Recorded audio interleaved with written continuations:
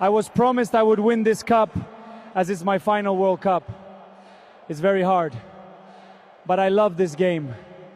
Thank you for everything. Something felt different about Argentina before the World Cup final. Just moments before entering the dressing room, the players were smiling and relaxed. But only minutes later, several of them walked out looking emotional, with some appearing to wipe away tears. Whatever happened in between clearly changed the atmosphere. You can even hear Messi say, meaning, let's forget about everything. It raises the question, what happened that made him say those words right before the biggest match of their lives? Then there are the details that fans keep pointing to. Enzo Fernandez appeared emotional before kickoff. During warm-ups, Messi missed a simple chance by inches. The team looked unusually flat, showing little of the intensity, urgency, or energy that had defined their earlier World Cup performances. Some people have also noticed a series of unusual coincidences. Messi once wore the number 19. He famously met Lamine Yamal as a baby 19 years ago. Their birthdays are 19 days apart, and the final itself was played on the 19th. Are those meaningful connections or simply remarkable coincidences?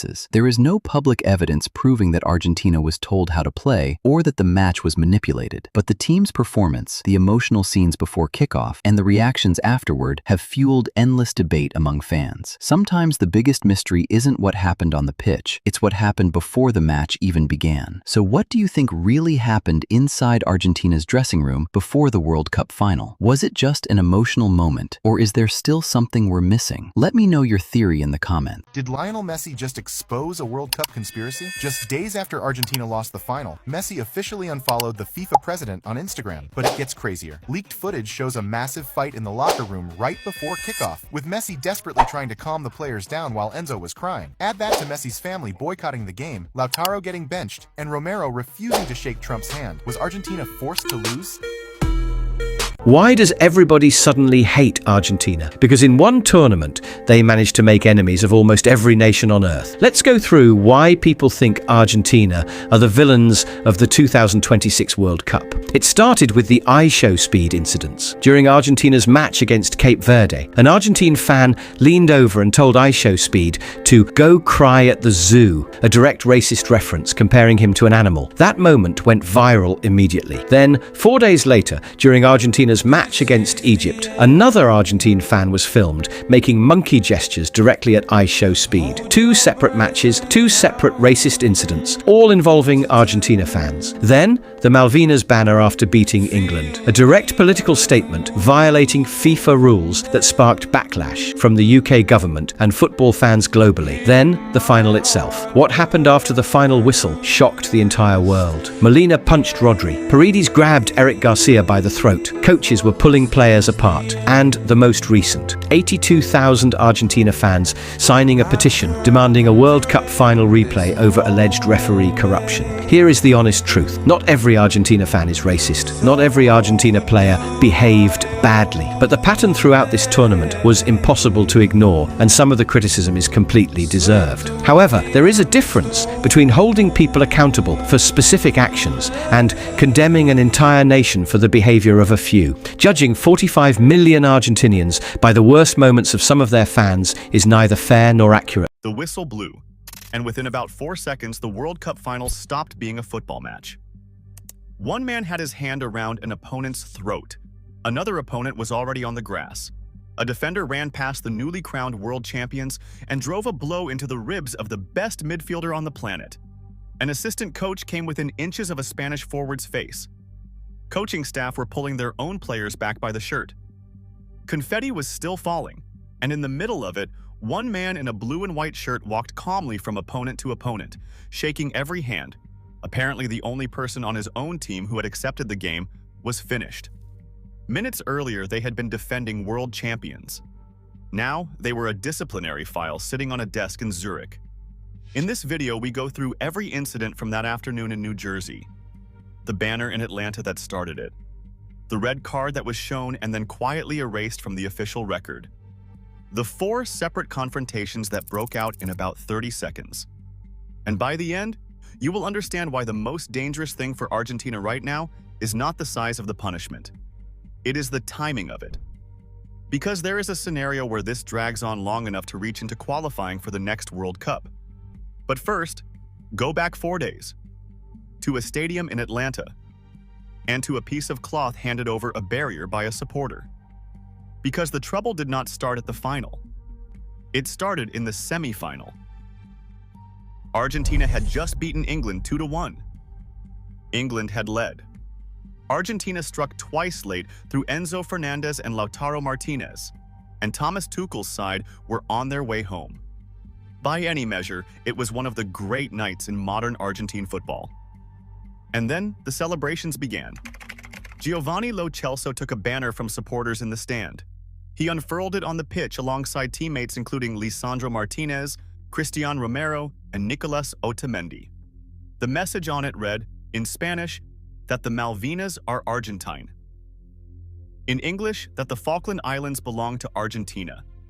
For anyone who does not know the history, this is not a small thing. Those islands are a British overseas territory in the South Atlantic. In 1982, Argentina's then military government ordered an invasion of them. Britain sent a task force. The war lasted around 10 weeks. 655 Argentine servicemen and 255 British servicemen died, along with 3 islanders. It remains one of the most sensitive subjects between the two countries to this day.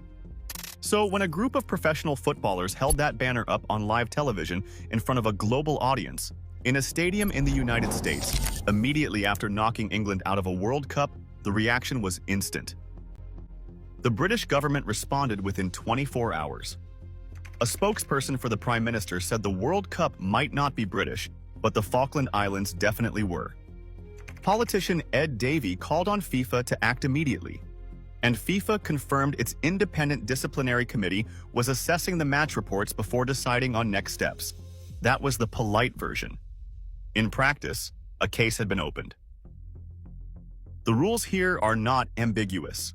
FIFA's disciplinary code prohibits the use of gestures, words, objects, or any other means to transmit a message that is not appropriate for a sports event, and it specifically names messages of a political, ideological, religious, or offensive nature.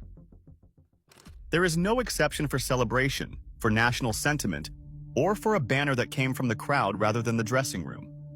And here is the part that made it worse. Argentina had already been punished for the exact same message before.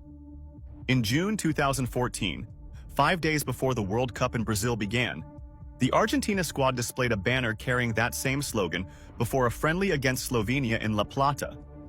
FIFA opened an inquiry into what it called an apparent breach of regulations on the prevention of provocative and aggressive actions, then fined and formally reprimanded the Argentine Football Association, with the figure reported at 30,000 Swiss francs. 12 years later, same slogan, same governing body, same rulebook, which is why the phrase repeated offense started appearing in coverage almost immediately. FIFA fines for political messaging have historically landed between around $5,000 and $20,000. But a second offense at a World Cup in front of the largest audience the sport has is not the same case as a friendly. The politics got stranger. Argentina's president Javier Milei called the celebration perfectly valid, said the message reflected a sentiment shared by all Argentines, and openly predicted FIFA would fine the team anyway. Then the White House publicly defended the players' right to make the statement on free speech grounds, putting the United States at odds with the United Kingdom over a football celebration at a tournament the Americans were hosting. So Argentina went into a World Cup final with an open disciplinary case, a diplomatic argument running in the background, and a squad told by their own head of state that they had done nothing wrong. Reports out of Spain suggested FIFA had already settled one question, which was that nothing would be ruled on before the tournament ended. Nobody would be suspended for the final. Argentine outlet Clarin reported that suspensions looked less likely than fines, and that sporting bans are generally reserved for cases considered particularly serious or repeated. So the players walked out at MetLife Stadium on the 19th of July with the file already open, and within 2 hours, they would give FIFA a second, much heavier one. Because what happened in that final was not a controversy.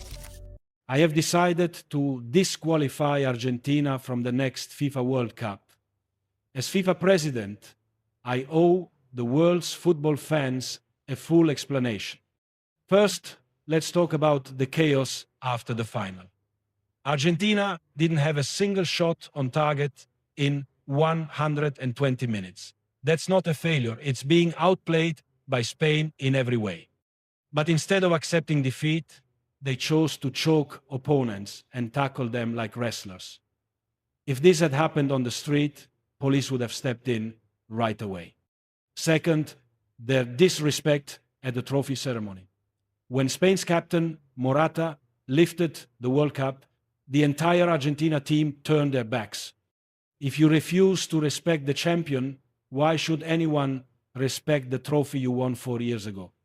Worst of all, the controversial banner after the semi-final. Argentina players posed with a divisive slogan in the locker room and shared it online. FIFA is not a political stage, and the World Cup is not a tool for pushing agendas. You knew this was a red line, but you crossed it anyway. Fines can be paid, but I will not tolerate this total disregard for the rules. I know this decision will spark global debate, but a national team acts as one. When they choose to act as a group, they must face the consequences together. Argentina can earn back their place at the 2027 Copa America. But the World Cup stage is not for those who do not respect it.